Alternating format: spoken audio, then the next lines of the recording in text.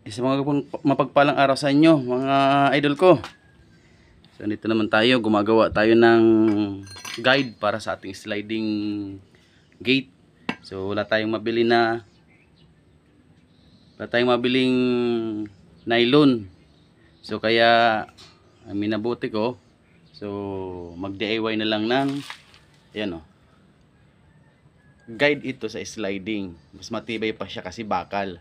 Yung nylon manipis lang yung pinagkakapitan niya, parang 0.9 something or 1, parang ganoon ang nipis niya.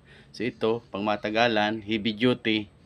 So DIY na lang kayo pag wala kayong nakitang nylon roller guide para sa sliding. So ito, dalawa siya, pang matagalan talaga ito.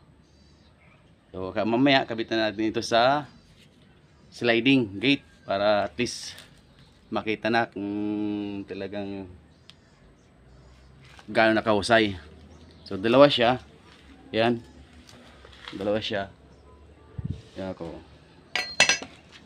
So pang matagalan talaga siya. Kasi yung sa sliding, manipis ito yung kinakapitan niya, yung ganito. Ito, angle bar na 2x2. Yun yung pinagkapitan ko. So kahit siguro unos, hindi kaya itong bongkalin. Kasi nga heavy duty na siya.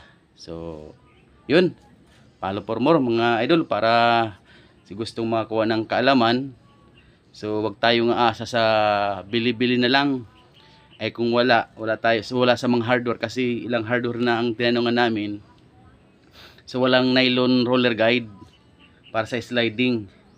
So, mahirap talaga kaya kung wala tayong kaalaman, so wala, hindi natin makakabit ang sliding para ma-straight siya.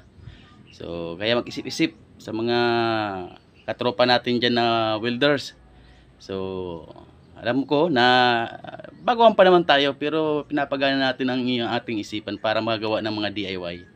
So yun lang mga payo ko, wag umasa sa pabili-bili kasi yung nabibili may nipis lang yun. Pero ito pang heavy duty, pang matagalan talaga ito. So yun guys, bye bye. So, siya na lang mamaya pagkabit.